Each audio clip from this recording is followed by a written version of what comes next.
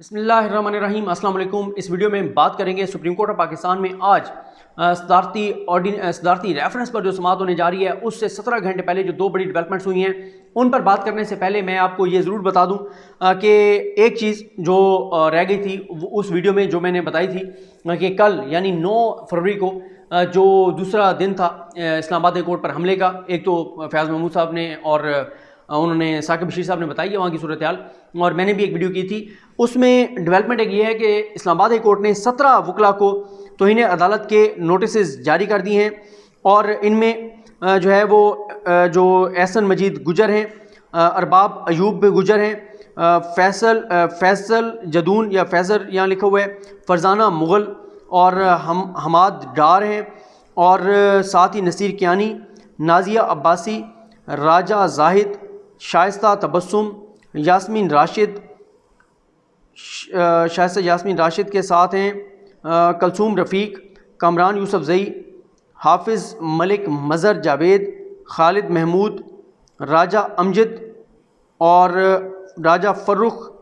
तसद्दुक Hanif advocate, और 5 से 6 इसमें जो है वो ख़वातीन वकला हैं जिनको तौहीन अदालत का नोटिस जारी किया गया है। बहरहाल देखते हैं कि इस हवाले से मामला किस तरह आगे बढ़ते हैं। अब हम बात करते हैं उन दो बड़ी डेवलपमेंट्स की। एक तो क्योंकि आज यानी 10 फरवरी को 1 बजे तकरीबन सुप्रीम कोर्ट ऑफ पाकिस्तान में ये केस सुना जाना है सदारती रेफरेंस का, लेकिन उससे पहले एक जो वीडियो आई जो कि अरशद शरीफ साहब ने ARY पे वो खबर ब्रेक की और उसके बाद तमाम चैनल्स ने उस पर बात की कि किस तरह से सेनेट इंतखाबात 2018 में उसमें पैसा चला, कैसे पैसे दिए जा रहे हैं, और वो अरकान सूबाई असम्बली जो कुरान मजीद पर हलफ दे चुके हैं कि उन्होंने पैसे नहीं लिए थे, अब उनकी वीडियोस सामने आ चुकी हैं और वीडियोस और तमाम चीज़ें तफसीलात सामने आ गई हैं कि किस किस को कितने पैसे दिए गए, किस तरह पैसे दिए गए, और ये चीज़ हुकूमत के उस मौक़िफ़ को तक़वियत देगी जो वो सुप्रीम कोर्ट ऑफ पाकिस्तान में अपनाए हुए हैं। ये वीडियोज़ देख के बहुत अफसोस होता है कि ये हमारे MPs हैं, जिस तरह से वो बिक रहे हैं, जिस तरह से पैसे ले रहे हैं, जिस तरह से पैसे गिन रहे हैं, जिस तरह से पैसे छापर में डाल रहे हैं, ये सूरत हाल है। यही वजह है कि प्राइम मिनिस्टर पाकिस्तान इमरान खान साहब चाहते हैं कि ओपन बैलेटिंग हो, कोई जो है वो पैसा ना चले, और अगर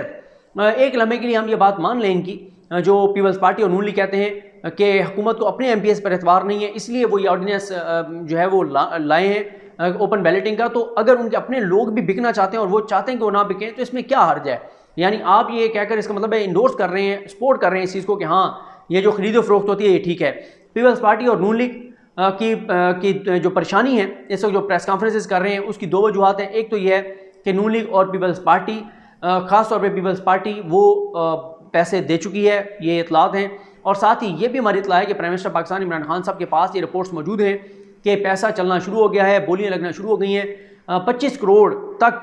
25 करोड़ से तो बोली शुरू हुई है एक सेनेटर के लिए, और हुकूमत के पास ये रिपोर्ट्स हैं कि पैसा चलेगा, खूब चलेगा। आसिफ अली जरदारी चाहते हैं कि अब एक मरतबा फिर पीपल्स पार्टी 3-4 सेनेटर ज़्यादा बनवा ले, और जब ये ज़्यादा सेनेटर बनवाएंगे तो इनकी सेनेट में अक्सरियत होगी, सेनेट में इनकी अक्सरियत होगी, चेयरमैन सेनेट इनका आएगा, और साथ ही इसके अलावा ये होगा कि ना सिर्फ ये कि चेयरमैन सेनेट इनका आएगा बल्कि कौमी असम्बली में सादा अक्सरियत से कोई कानून पास हो जाएगा, फिर सेनेट से मुस्तरद हो जाएगा, फिर हर बार तहरीक इंसाफ को ज्वाइंट सेशन करना पड़ेगा और ज्वाइंट सेशन से उनको बहुत से कवानीन पास करवाने पड़ेंगे, क्योंकि अपोजिशन ये तय कर चुकी है कि उन्होंने किसी भी तरह से हुकूमत से जो है वो ताउन नहीं करना। बहरहाल इन वीडियोस का आज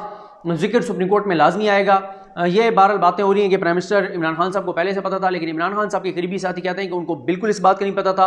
इन लोगों का नहीं पता था कि ये कौन कौन इसमें शामिल है। तो आज इस हवाले से देखते हैं सुप्रीम कोर्ट इस पर क्या कहती है अगर ये मामला सुप्रीम कोर्ट के सामने रखा जाता है। दूसरा यह है कि आज पीपल्स पार्टी और नून लीग दोनों ये ऐलान कर चुके हैं कि जो सदारती ऑर्डिनेंस जारी किया गया है उस सदारती ऑर्डिनेंस के खिलाफ नून लीग और पीपल्स पार्टी भी आएंगे, लेकिन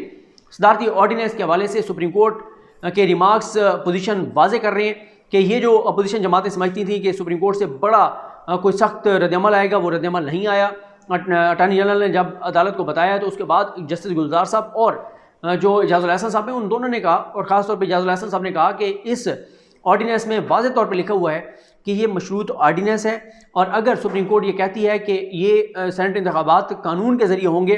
तब ये ऑर्डिनेंस काबिल अमल होगा, और अगर सुप्रीम कोर्ट ये कह देती है कि नहीं ये आइन के तहत होंगे तो आइनी तरमीम के बगैर आप सीक्रेट बैलेटिंग को ओपन बैलेटिंग में कन्वर्ट नहीं कर सकते, तो फिर ये ऑर्डिनेंस ख़त्म हो जाएगा। इसलिए नून लीग और पीपल्स पार्टी दोनों अगर आज इस मामले को सुप्रीम कोर्ट ऑफ पाकिस्तान में उठा भी देते हैं, तब भी मुझे नहीं लगता कि कोई बहुत बड़ा कोई सुप्रीम कोर्ट का ऐसा फैसला, कोई ऐसा रद्द-ए-अमल, कोई ऐसा हुक्म जो है वफाकी हुकूमत के खिलाफ आ सकता है, क्योंकि पिछली समात पर सुप्रीम कोर्ट नोटिस जारी कर चुकी है अटॉर्नी जनरल पाकिस्तान को, सुन भी चुकी है कुछ, और बाकी सुना भी जाना है। कामरान मुर्तज़ा साहब और जहांगीर जदून JOEF की जानिब से इसको चैलेंज कर चुके हैं। इसके साथ ही जो एक और मामला है वो ये है कि हैदराबाद में PDM का जलसा हुआ और उस जलसे में मौलाना फजल रहमान ने बरह रास्त सुप्रीम कोर्ट के जजेस को जो है वो अल्फाज कुछ ऐसे थे, लेकिन धमकी दी उन्होंने हैदराबाद में, और उन्होंने कहा कि आप जो है वो अपने आप को मुतनाज़ा ना बनाएं और supreme court of Pakistan freak ना बने, और सुप्रीम कोर्ट ऑफ पाकिस्तान इसमें ये ना कहे कि ओपन बैलेटिंग हो सकती है। सुप्रीम कोर्ट ने तो ओपन बैलेटिंग का नहीं कहना है, सुप्रीम कोर्ट ने तो बेसिकली एक ही चीज़ का एडवाइजरी उनको जुरिडिक्शन में उन्होंने बताना है, उन्होंने अपनी राय देनी है कि हुकूमत सुप्रीम कोर्ट के पास ये केस लेकर गई है कि सेनेट इंतखाबात आइन के तहत होंगे या कानून के तहत होंगे। अगर सुप्रीम कोर्ट कहती है कि आइन के तहत होंगे तो फिर सीक्रेट बैलेटिंग ही होगी, क्योंकि आइन के तहत अगर सेनेट इंतखाबात होते हैं तो उसके लिए आइनी तरमीम चाहिए, और आइनी तरमीम के लिए 2/3 मेजॉरिटी चाहिए। और अगर सुप्रीम कोर्ट ऑफ पाकिस्तान कहती है कि ये इलेक्शन एक्ट के तहत होते हैं सेनेट इंतखाबात, फिर हुकूमत की ये बहुत बड़ी फतह होगी, और फिर हुकूमत ऑलरेडी ऑर्डिनेंस जारी कर चुकी है, और उस ऑर्डिनेंस की वजह से फिर ओपन बैलेटिंग ही होगी। और फिर जो है ये भी हो सकता है कि हुकूमत जॉइंट सेशन बुलाकर, और या अगर अपोजिशन पहले इसको मुस्तरद कर देती है, यहाँ से सेनेट से मुस्तरद कर देती है, कौमी असम्बली से पास हो जाता है, तो हुकूमत जॉइंट सेशन बुलाकर और हुकूमत इसको पास करवा सकती है। मौलाना फजल रहमान ने और भी बहुत सी बातें की। उन्होंने कहा कि हम स्याह और सफ़ेद के मालिक जो हैं उनको वाज़ेह पैगाम देना चाहते हैं कि आवाम की मर्ज़ी और मंशा से आप फैसले होंगे, और साथ ही उन्होंने कहा कि फ़ौज की जानिब से जब ये कहा जाता है, इस्टेब्लिशमेंट की जानिब से जब ये कहा जाता है कि हम सियासत में नहीं है, हमें सियासत दूर रखा जाए, तो उन्होंने कहा कि हमें ये बातें बहुत भली लगती हैं, लेकिन फिर कौन है जिसने इमरान खान को जितवाया है, और फिर वो बहुत सारी बातें उन्होंने फ़ौज के हवाले से भी की। एक और बात उन्होंने बहुत इंपॉर्टेंट की, और उन्होंने कहा कि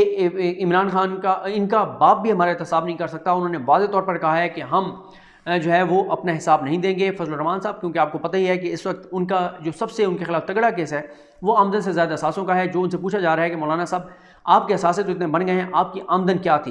आपके पास मदारिस थे, मसाजिद थी, वो उससे तो इनकम नहीं होती, वो उसमें तो लोग यतीमों मस्कीनों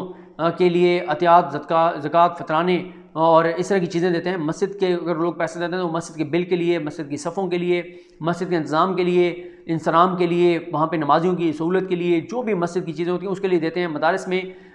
जो गरीब बच्चे होते हैं उनके लिए देते हैं, या कोई मस्कीन, यतीम, कोई इस तरह के बच्चे जो अफोर्ड नहीं कर सकते, उनके खाने के लिए, उनके लिबास के लिए, इनके लिए पैसे देते हैं। तो आपके पास तो इसके अलावा कोई तीसरी चीज़ अगर थी तो आप बता दें, आपका सोर्स ऑफ इनकम क्या था। और अगर नहीं बताएंगे तो फिर ये मौलाना साहब पर सवाल रहेगा कि क्या वो यतीमों मस्कीनों का पैसा, ज़कात, फितराने, ये सारे पैसे क्या खुदा न खास ऐसा तो नहीं है कि वो पैसे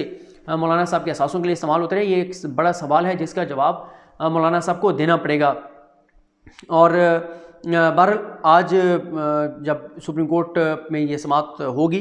तो देखते हैं इस हवाले से भी अदालत के कोई रिमार्क्स आते हैं या नहीं आते। जिस तरह से मौलाना ने ललकारा है और जिस तरह से थ्रेट किया है, जिस तरह से धमकी दी है। और ये भी आपको बता दूं कि वो जो पिछला मैंने टॉपिक आपके सामने रखा था उसमें यह है कि बहुत से लोग अब TV पर आकर एतराफ़ भी कर रहे हैं कि बिल्कुल हमने 2018 में पैसे लिए थे और हमें उन सेनेटर्स की जानिब से पैसे दिए गए थे जिनको हमने वोट डाला था, और इसीलिए इमरान खान साहब के हुक्म पर सुल्तान खान साहब जो हैं उनसे जो है वो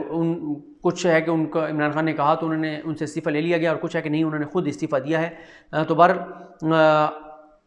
कल का जो दिन था उसमें PDM का जलसा तो डिस्कस नहीं हुआ, जो हैदराबाद में था ना होने के बराबर डिस्कस हुआ है। असल जो उसमें डिस्कशन रही सारा दिन वो उसी चीज़ के ऊपर रही कि जो वीडियो सामने आई है कि सेनेटर्स जिस तरह बिक रहे हैं, जैसे उनको पैसे दिए जा रहे हैं, और बहुत ही वो शर्मनाक है कि ये हमारे अरकान असम्बली हैं जो इस तरह से बिक रहे हैं, जो पैसे वसूल कर रहे हैं और ख़ुद गिन रहे हैं। और अब क्या कहा जा सकता है, इसी चीज़ को रोकने के लिए हुकूमत ओपन बैलेटिंग चाहती है। बहरहाल बहुत इंपॉर्टेंट है, अगले आने वाले दिन सुप्रीम कोर्ट का जो भी फैसला होगा उसके बड़े दूरस नताइज होंगे,